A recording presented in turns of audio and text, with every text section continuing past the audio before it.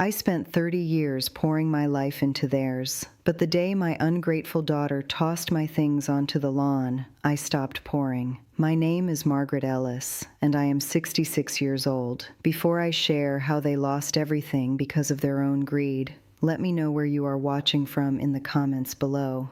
Hit like and subscribe if you believe toxic people always get the karma they deserve.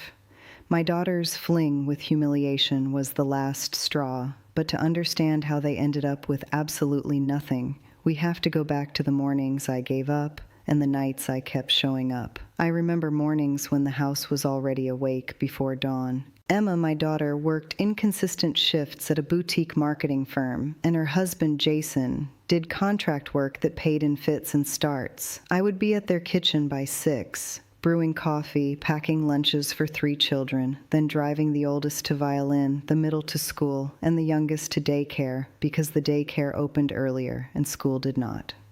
I kept a small calendar taped inside my recipe book with everyone's pickups and payments. It looked like a ledger: tuition due, nanny hours, orthodontist appointment. New, 1 year I paid for the violin teacher's emergency fee because Emma forgot to tell me there was a district recital. The violin teacher sent a thank you text. Emma didn't. The money wasn't glamorous. It was late tuition checks, a handful of groceries when their account bounced, rent contributions when Jason's freelance gigs dried up. I withdrew from my savings a little at a time so it wouldn't be obvious. At the bank, I asked about transfers and set up automatic payments to the kids' private school, thinking of the relief on my granddaughter's face when she didn't have to leave art class. New. On a rainy March afternoon, I signed a form at the school office, emergency payer on file, because Emma said their credit card had been compromised. It was my name on the bottom line. I didn't think much of it then. I thought I was helping. The unpaid labor was an ocean. I ironed shirts, fixed broken toys, sat in waiting rooms through fevers, counseled homework meltdowns, smoothed fights between sisters. I listened when Emma complained about feeling invisible at work. I held her hand after she was passed over for a promotion, and I took the older kids on weekends because she needed to sleep. New. Once, in the middle of packing the oldest into the car, Emma handed me a box of my husband's old letters and said, "Put these in the attic, Mom."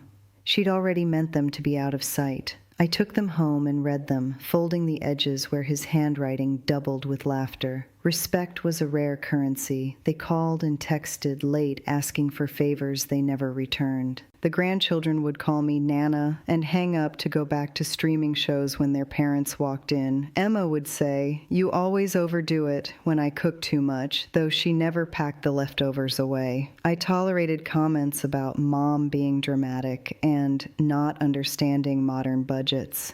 New. Once, when I brought a casserole to the house during a week of repairs, Emma waved me off and told me she had takeout coming. She told her friends at brunch later I was overbearing. I stood in the driveway with a casserole and waved myself back into my car. One night, while sorting old papers in a closet, I found a folder labeled Emma/Jason, accounts and cosigns.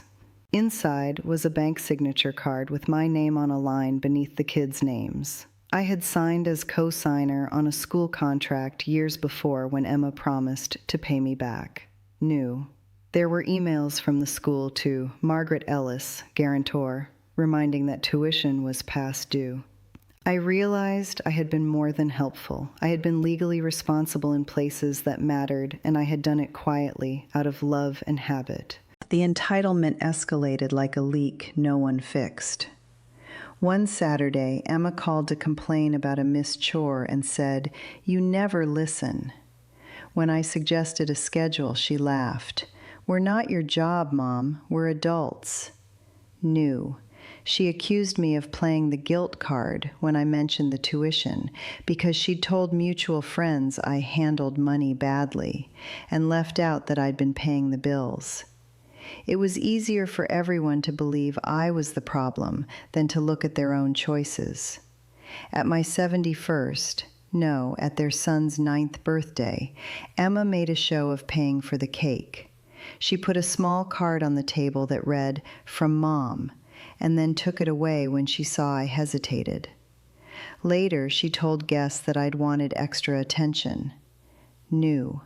A neighbor texted me a photo of my husband's old watch sitting on the garden table as part of an impromptu vintage display and said the kids loved seeing Nana's treasures. I asked Emma about it. She said, "They asked, don't be weird." I left the watch in its place. At a school fundraiser, Emma stood near a cluster of parents and said, loud enough for me to hear, "My mother's always been sentimental. She oversteps. She'll use anything to guilt us." A friend came over afterward and told me she'd heard. Knew. I felt my face go hot, but I smiled and accepted a plate because I had learned that my silence kept peace. But peace had a cost I didn't want to calculate anymore. The day broke ordinary. I was there because the youngest had a fever and Emma's shift changed. I spent the morning soothing and folding laundry. At midday, I found the children in the yard playing hopscotch. Emma was inside, on the phone in the kitchen, and the oldest trailed off, eyes fixed somewhere.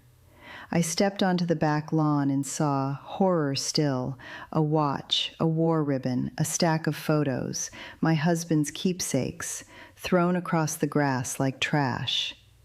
Knew. Emma stood in the doorway and said, "Pick them up, Margaret. You can't leave them in front of everyone."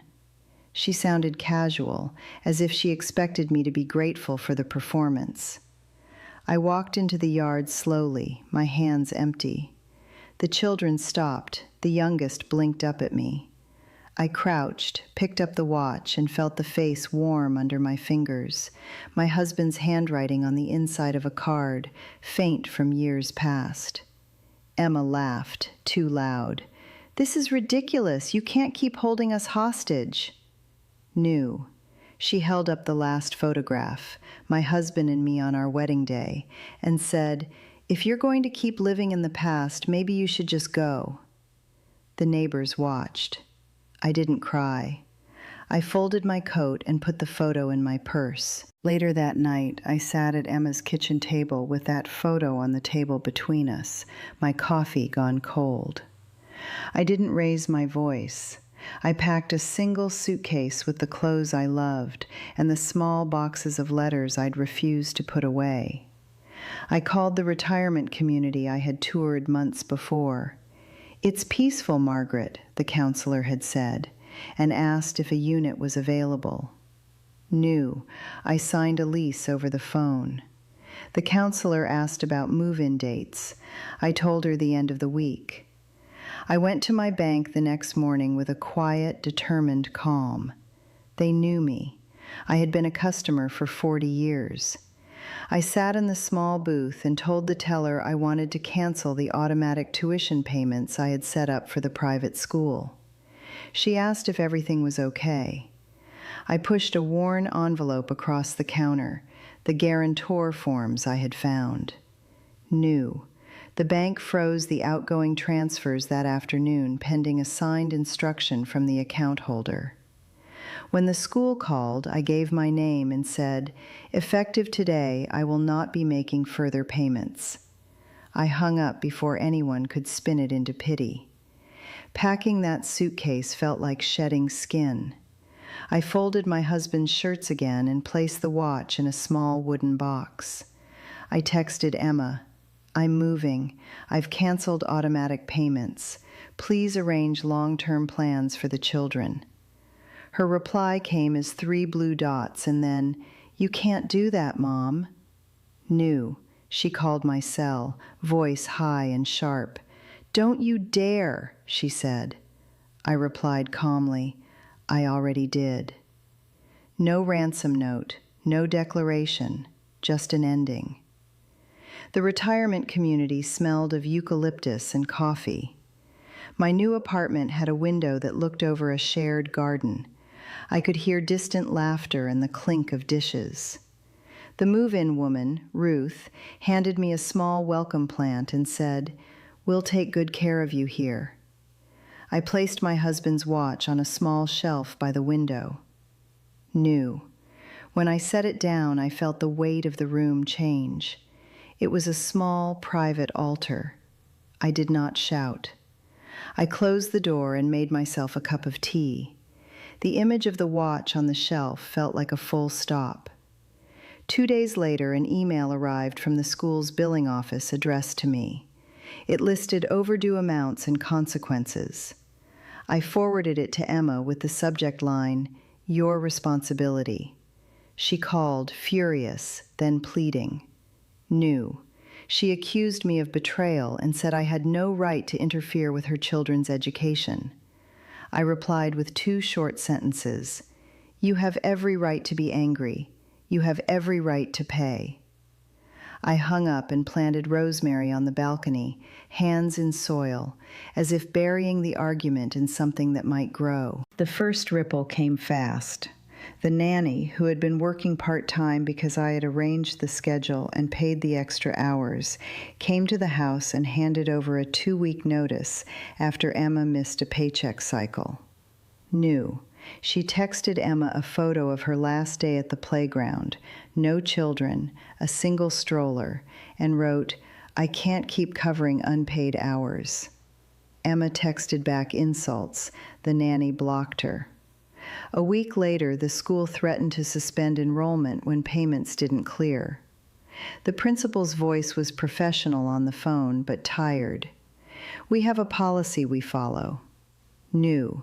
The oldest violin instructor called to say she would have to place him on the wait list if the account wasn't current.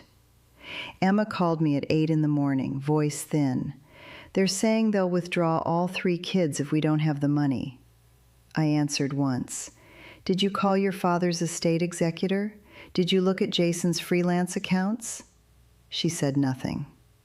Then the collector arrived in paperwork, a medical bill for an emergency room visit when Emma delayed care last year, a last-ditch repossession notice for a car with payments missed for months. New. Emma found a small pile of unpaid utility bills behind a kitchen drawer when she went to sort mail. Panic flared in her voice in a way I had never heard. She paced. Jason slammed cabinet doors. Neighbors noticed. Where once Emma had been able to present a polished persona, designer tote, curated social posts, now there were whispered questions. A friend of mine called and said, "I saw your daughter in the supermarket. She looked stressed." New. An old neighbor who had seen the lawn incident left a voicemail on Emma's phone, reminding her she'd made a spectacle. Emma responded by deleting the message and later sending the neighbor a short apology to keep appearances. It was performative. It didn't buy her tuition. An unexpected twist came when a stack of financial records, old balance sheets, fell from the bottom of Emma's desk drawer as Jason looked for a wrench. The papers showed credit lines taken out in his name, late payment notices, and a small spreadsheet annotated with familiar handwriting. Figures matched payments I had made over the years. New. One sheet was labeled Mom's Account Transfers. Emma found it and, instead of confessing, called me shrill. "You put yourself on everything. You did this to yourself." The accusation was absurd but tactical. If she could make guilt my fault again, she could pretend she had no obligations. I did not argue. They came to the retirement community the next week. Emma stood at my door with Jason behind her, shorts rumpled, eyes red. The children were in the car with a neighbor. Emma's voice quivered between anger and pleading. "Please, Margie, the school needs a check. We can't lose them." I opened the door, let them stand in the hallway. New. I saw the mother she could have been, the tired desperation, but I also saw the person who'd hurled keepsakes into the yard. I did not raise my voice. I invited them to sit. I handed Emma a glass of water. I could have listed every unpaid hour, every check, every missed thank you. I did not. I said simply, "I moved because I needed peace. You knew I was helping. You were entitled to the choice to change your life." I handed her an envelope with the most recent statements. New. She lunged as if to snatch them back. I closed the door gently on her hand, but not on her. I told her, "I will not be returning to manage your household." She broke into wails that felt tuned for effect. I walked back to my window and watered the rosemary. Emma tried different tactics, sobbing apologies that dissolved into blame, promises to figure it out that never came with a plan. Once she said, "If you come back, I'll get help. I'll get a job with benefits." Later that night, a text appeared promising a meeting with a financial counselor, apparently scheduled without details. I saw through the pattern: apology, promise, delay. This cycle had kept me tethered for decades. I didn't accept the sheepskin of contrition. My days filled with ordinary things. I walked the garden paths, traded crossword answers with Ruth, and had a neighbor, Paul, a retired teacher, teach me to propagate rosemary cuttings. The grandchildren came for scheduled visits on weekends, supervised by Emma, and sometimes they clung to me. One afternoon, the youngest asked if I could tell a story about Grandpa. I brought out the watch and told a short, simple story about him fixing radios on rainy days. The children listened, then disappeared to play. I didn't scold Emma for missing the moment. One morning I received a letter marked "Final Notice" addressed to Emma, school overdue. A week later, the enrollment office confirmed the children had been placed on a hold list pending payment. Emma called once more, voice thin. She left a voicemail that started, "I'm sorry," and then unraveled into another attempt to blame me for abandoning them. I deleted the voicemail without listening a second time. I folded the watch into the palm of my hand, set it on the shelf, and opened the window. The sunlight caught the glass face, and for the first time in a long time, the house was quiet in a way that felt like permission. On a late afternoon, I sat on the small balcony with a mug of tea and 2 rosemary cuttings in a shallow pot. I cradled the watch for a moment, then gently tucked it into a shallow, sun-warmed box on the shelf. My fingers smoothed the photograph of my husband. A child's giggle swept from the garden below. I took a breath that didn't tighten into obligation. My hands smelled faintly of soil and lemon tea. I placed the first cutting into the pot, pressed earth around its roots, and watched the new stem stand up straight in the light.